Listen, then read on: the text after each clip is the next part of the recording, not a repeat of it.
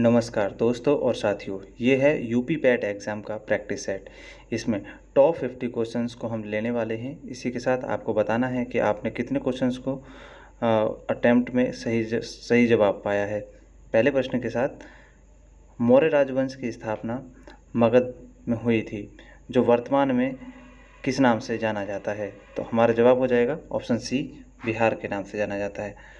Question number 2 है हमारा, उस ब्रिटिश गवर्नर जनरल का नाम बताएं जिन्होंने भारत में रेलवे का शुभारंभ किया था। इसका जवाब हो जाएगा option number D, Lord Dalhousie. Option number 3 के साथ चलते हैं। अब क्वेश्चन नंबर 3, तीसरी बौद्ध परिषद किस शहर में आयोजित की गई थी? तो तीसरी बौद्ध परिषद पाटलिपुत्र में आयोजित की गई थी। उस समय सम्राट अशोक थे।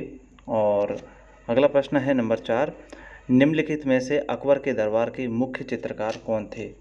सही जवाब है हमारा option number C, Dashwant Singh. प्रश्न नंबर 5, 6वीं शताब्दी ईसा पूर्व के दौरान मथुरा के आसपास के क्षेत्र को क्या कहा जाता था? ऑप्शन नंबर सी हमारा सही जवाब होगा, सूरसेन। अब चलते हैं अगले प्रश्न की तरफ। नंबर 6, वर्ष 1904 में किसने क्रांतिकारियों की गोपनीय समिति के रूप में अभिनव भारत का आयोजन किया था? उस समय सभी क्रांतियों द्वारा कुछ ना कुछ कार्यक्रम किए जा रहे थे, तो ये ऑप्शन नंबर ए सही है, बीडी सावरकर। क्वेश्चन नंबर 7 है हमारा, वर्ष 1905 में बंगाल के विभाजन के दौरान भारत के वायसराय कौन थे? ऑप्शन नंबर ए सही जवाब होगा, लॉर्ड कर्जन। अगला है प्रश्न नंबर 8, निम्नलिखित में से किस क्रांतिकारी द्वारा the philosophy of the bomb नामक प्रसिद्ध लेख लिखा गया है? इसका सही जवाब है ऑप्शन नंबर बी, भगवती चरण वोहरा। इन्होंने फिलोसॉफी ऑफ द बॉम्ब नामक लेख लिखा है।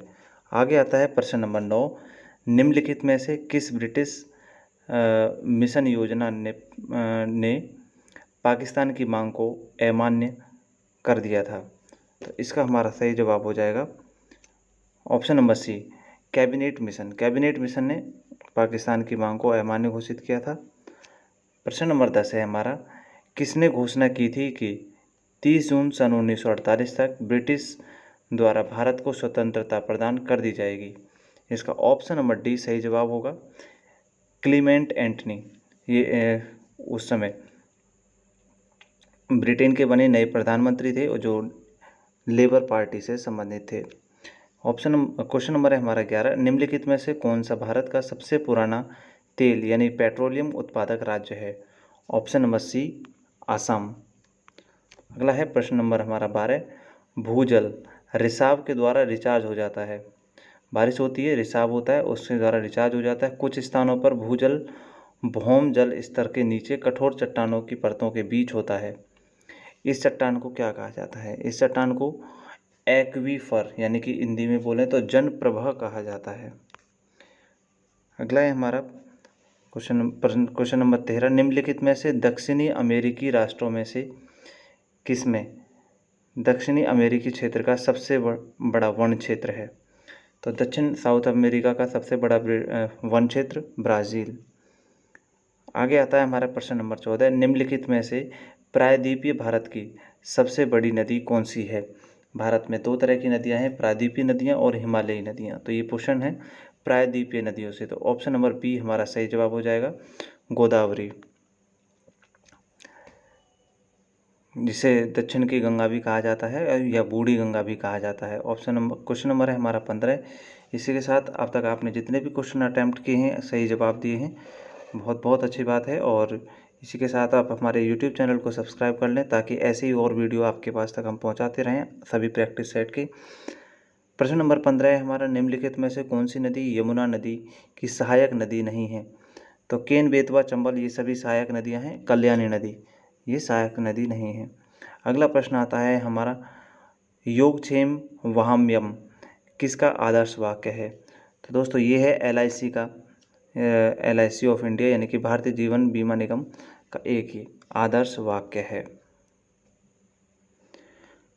अगला है प्रश्न नंबर 17, किस देश के आंतरिक प्रदेश के भीतर उत्पादित सभी तैयार माल और सेवाओं के एक वर्ष में मापे गए बाजार भाव को क्या कहा जाता है। ये इकोनॉमिक्स यानी कि हमारे से संबंधित क्वेश्चन है।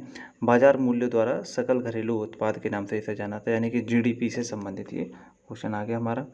अगला प्रश्न है प्रश्न नंबर 18, कौन सा क्षेत्र भारतीय अर्थव्यवस्था का आधार है। तो भारतीय अर्थव्यवस्था का आधार कृषि है। प्रश्न नंबर आता है हमारा 19, सिल्क रूट निम्नलिखित में से कौन से कथन सत्य है सिल्क रूट के बारे में। तो इसमें ऑप्शन दिए गए सभी क्वेश्चन ऑप्शन सही हैं। तो शुरुआत करते हैं पहले से। सिल्क रूट का उपयोग केवल रेशम के व्यापार के लिए किया जाता था।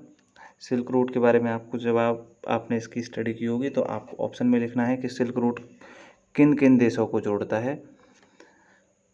और आगे है मार्ग, सांस्कृतिक संचरण के लिए बढ़िया चैनल के रूप में भी कार्य करता था। अगला है नंबर 3, सिल्क रूट पूर्वी पश्चिमी उत्तरी और दक्षिणी सिल्क रूट में बट जाता है।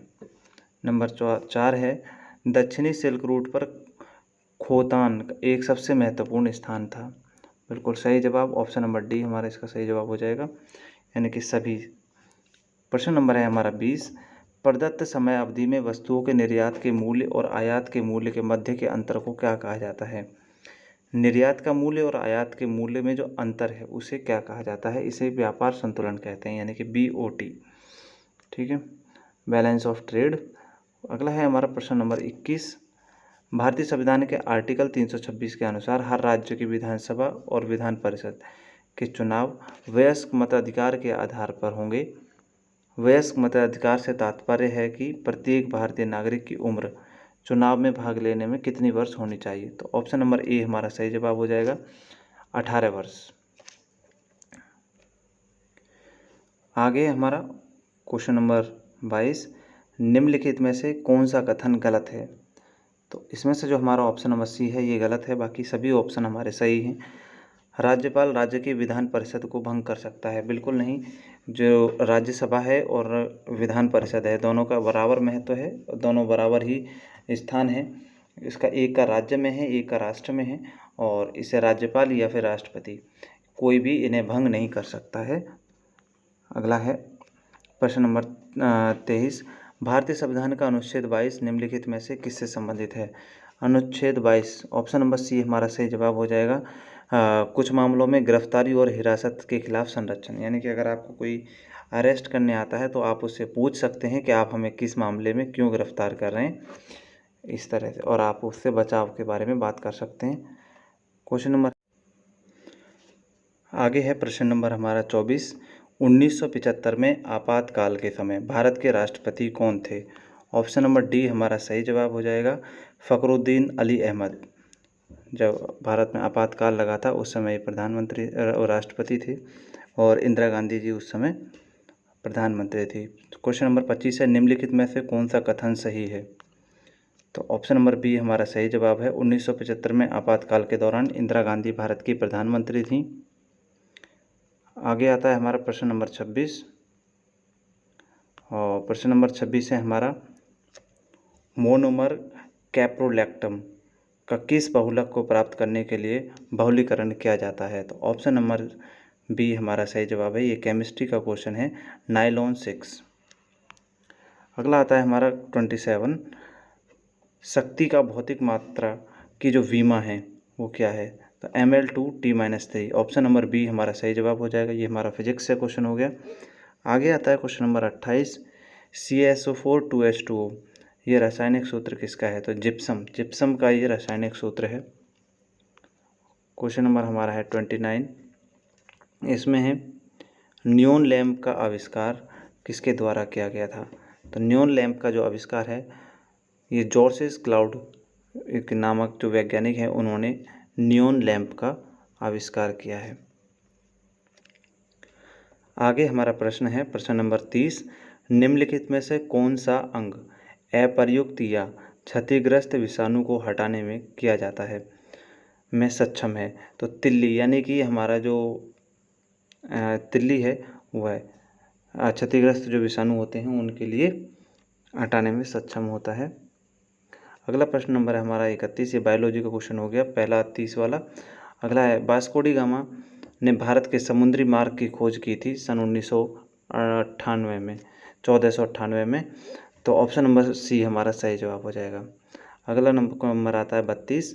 अमीर खुसरो द्वारा रचित कविता छाप तिलक सब छीनी किस भाषा में लिखी गई? तो ऑप्शन नंबर सी हमारा सही जवाब होगा, ब्रज भाषा में। ब्रज भाषा में इसे लिखा गया है अमीर खुसरो द्वारा। अगला प्रश्न है हमारा नंबर 33। विश्व स्वास्थ्य दिवस किस दिन मनाया जाता है? तो विश्व स्वास्थ्य दिवस 7 अप्रैल को मनाया जाता है। क्वेश्चन नंबर आता है हमारा 34। ब्यूनस आयर्स किस देश की राजधानी है? तो ब्यूनस आयर्स अर्जेंटीना देश की राजधानी है। अगला आता है हमारा प्रश्न नंबर 35। डैश राष्ट्रीय उद्यान में सबसे अधिक एक सींग वाले गैंडे पाए जाते हैं? तो काजीरंगा असम में एक काजीरंगा नेशनल पार्क है, तो इसी में एक सींग वाले गैंडे पाए जाते हैं, एकमात्र स्थान है भारत में। आगे है प्रश्न नंबर 36 हमारा। इम्फाल किस भारतीय राज्य की राजधानी है? तो इम्फाल नागालैंड की राजधानी है। 7 सिस्टर्स की जो राजधानी है वह हमेशा क्वेश्चन बनता है इनसे, तो इनकी जानकारी रखें आप सभी। और अगला प्रश्न आता है हमारा नंबर 37। हार्नबिल महोत्सव निम्नलिखित में से किस राज्य में मनाया जाता है? तो हार्नबिल महोत्सव नागालैंड में मनाया जाता है। ये महोत्सव यानी कि किंग ऑफ फेस्टिवल माना जाता है नागालैंड में। अगला आता है प्रश्न नंबर 38। महाराष्ट्र के पोला त्योहार में किस जानवर की पूजा की जाती है? तो महाराष्ट्र का जो पोला त्योहार है उसमें वृषभ यानी कि बैल की पूजा की जाती है। अगला प्रश्न है हमारा नंबर 39। निम्नलिखित में से नृत्य का कौन सा प्रकार असम से संबंधित है? तो नृत्य का एक बिहू नृत्य है जिसका संबंध है असम के नृत्य से संबंधित है। ये एक त्यौहार भी है बिहू, इसे वर्ष में 3 बार मनाया जाता है। अगला प्रश्न आता है हमारा नंबर 40। कश्मीर दी वाजपेयी ईयर्स नामक किताब के लेखक कौन हैं? तो इसके लेखक हैं E.S. दुलत हैं। E.S. दुलत ये इस पुस्तक के लेखक हैं। अगला आता है हमारा प्रश्न नंबर 41। भारत की पहली महिला मुख्यमंत्री कौन थी? तो सुचेता कृपलानी उत्तर प्रदेश की पहली और देश की भी पहली महिला मुख्यमंत्री थी। अगला प्रश्न आता है नंबर 42। स्वतंत्र भारत के प्रथम शिक्षा मंत्री कौन थे? तो स्वतंत्र भारत के सबसे जो पहले शिक्षा मंत्री थे अब मौलाना अबुल कलाम आज़ाद, और इन्हीं के जन्म दिवस के ऊपर जिस शिक्षा दिवस मनाया जाता है जो 11 नवंबर को मनाया जाता है। अगला प्रश्न आता है नंबर 43। विश्व का सबसे बड़ा दूरदर्शी कहाँ पर स्थित है?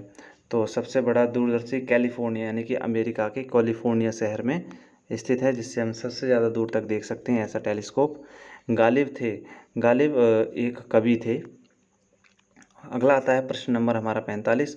भारत का राष्ट्रीय चावल अनुसंधान संस्थान कहाँ पर अवस्थित है?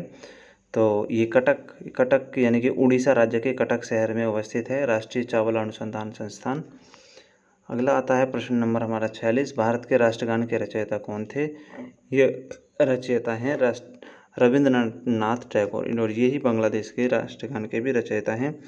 भारत और श्रीलंका के मध्य संयुक्त सैन्य युद्ध अभ्यास का जो नाम है वह मित्र शक्ति युद्ध अभ्यास है। प्रश्न नंबर आता है 48। शोभना चंद्र कुमार किससे संबंधित हैं? तो शोभना चंद्र कुमार भारतनाट्यम से संबंधित है। अगला प्रश्न नंबर आता है हमारा 49। वैद्यनाथ मिश्र किस कवि का पूरा नाम है?